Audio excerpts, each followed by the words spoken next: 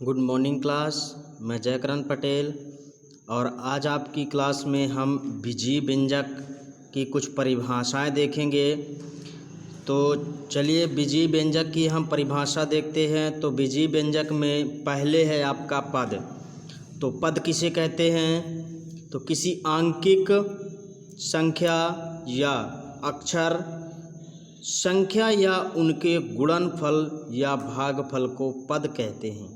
हमारे पास जैसे मान लीजिए यहाँ पे एक संख्या दी गई है 6 गुणे x, आप देख रहे हैं। तो 6 गुणे x है, हमने इनका आपस में गुणा कर दिया तो हमें गुणनफल प्राप्त हो गया 6x। और जब हमें गुणनफल 6x प्राप्त हो गया तो यही हमारा पद हो गया। पद आपके दो प्रकार के होते हैं। आपने शायद पिछली कक्षा में पढ़ा भी हो या आप आगे की कक्षा में पढ़ेंगे। तो पद आपके दो प्रकार के होते हैं, जिसमें से पहला पद है आपका सजातीय पद।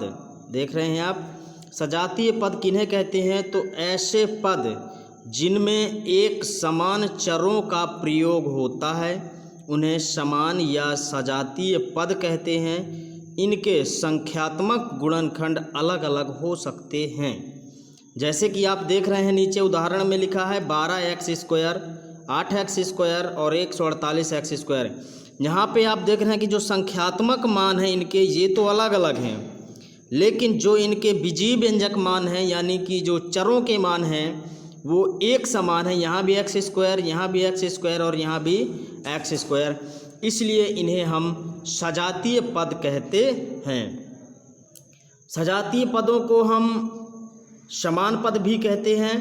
और इसके बाद दूसरे नंबर में आता है आपका विजातीय पद, और विजातीय पद को हम असमान पद भी कहते हैं, जिसकी परिभाषा है कि जिन पदों के बीजीय गुणनखंड आपस में समान नहीं होते उन्हें विजातीय पद या असमान पद कहते हैं। आप उदाहरण में देखिए 7xy, 6x², 15y², 125x²y। यहाँ पे आप देख रहे हैं कि इन पदों में सभी के मान अलग अलग दिए हुए हैं। जो भी आपके बीजीय पद हैं वो अलग अलग हैं। यहाँ पे xy तो यहाँ x², यहाँ y², यहाँ पे x², y²। कुछ इस तरह से आपके कुछ अलग अलग पद दिए, अलग अलग मान दिए हैं, इसलिए यह विजातीय पद है। और विजातीय पद को हम असमान पद भी कहते हैं। इसके बाद हम आगे देखिए, इसके बाद है आपकी डिग्री। तो व्यंजकों में चर की उच्चतम श्रेणोत्तर घात को व्यंजक की डिग्री कहते हैं। जैसे मान लीजिए यहाँ पे आपका x y की घात 6 दिया हो, तो पद की आप उच्चतम घात यहाँ पे देख रहे हैं कि 6 दी गई है। तो इस व्यंजक की जो आपकी डिग्री आएगी वो क्या हो जाएगी? 6 हो जाएगी, क्योंकि उच्चतम ऋणोत्तर घात जो उसकी घात लगी हुई है, सबसे ऊपर की घात जो सबसे ज़्यादा है उसे हम लेते हैं। तो आपके पद है x y की घात 6, तो यहाँ पे आप देख रहे हैं कि एक पद दिया है और उसमें सबसे बड़ी घात 6 की है, अतः यही हमारी डिग्री होती है। इसके बाद आप देखिए लिखा है एक पदीय व्यंजक क्या होते हैं। तो एक पदीय व्यंजक वे व्यंजक होते हैं जिन व्यंजकों में एक पद होते हैं, उन्हें हम एक पदीय व्यंजक कहते हैं। इन व्यंजकों में सिर्फ एक ही पद होता है, एक से अधिक पद नहीं होते हैं, इसीलिए एक पदीय व्यंजक कहलाते हैं। जैसे कि आप देख रहे हैं कि उदाहरण में यहाँ लिखा है 3x, यहाँ पे 4y, यहाँ पे 2z²। इन सभी में अलग अलग हैं, एक एक पद लिखे हैं। यहाँ पे देखिए 3x एक पद, यहाँ 4x एक पद, 4y एक पद, यहाँ पे 2z² एक पद लिखा है, इसलिए हम इन्हें एक पदीय व्यंजक कहते हैं। और आगे देखिए लिखा है द्विपदीय। तो द्विपदीय व्यंजक क्या होते हैं? तो जिन व्यंजकों में दो पद होते हैं उन्हें द्विपद या द्विपदीय व्यंजक कहते हैं। उदाहरण में आप देख रहे हैं यहाँ पे 2x² और प्लस 6xy है। यहाँ पे एक पद अलग है और यहाँ प्लस लगा कि एक पद ये लिखा है, और जब दोनों पद मिल जाते हैं तो वह द्विपदीय या द्विपद व्यंजक कहलाता है। इसके बाद त्रिपदी व्यंजक। तो जिन व्यंजकों में 3 पद होते हैं उन्हें त्रिपदीय या त्रिपद व्यंजन कहते हैं। यहाँ पे देखिए आप लिखा नंबर 1 में 2x² + 6y + z। एक पद आपका 2x² हो गया, एक पद आपका 6y हो गया और एक पद आपका z हो गया। और तीनों जब एक साथ लिख जाएंगे तो ये त्रिपद व्यंजक हो जाएगा। यहाँ भी आप देख रहे हैं कि 3 पद आपके अलग अलग दिए हैं, तो ये दोनों त्रिपद व्यंजक हैं।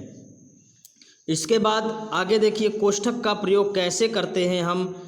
तो कोष्ठक का प्रयोग करने के लिए कोष्ठक 4 प्रकार के होते हैं। पहले आप ये समझ लीजिए कि कोष्ठक क्या होते हैं और कोष्ठक कितने प्रकार के होते हैं। तो कोष्ठक आपके 4 प्रकार के होते हैं। पहला होता है आपका रेखा कोष्ठक, जिसे आप किसी भी संख्या के ऊपर 2 संख्याओं के ऊपर अगर रेखा लगी है उसे हम रेखा कोष्ठक कहते हैं। उनके बाद फिर छोटा कोष्ठक आता है, फिर मंझला कोष्ठक और फिर बड़ा कोष्ठक।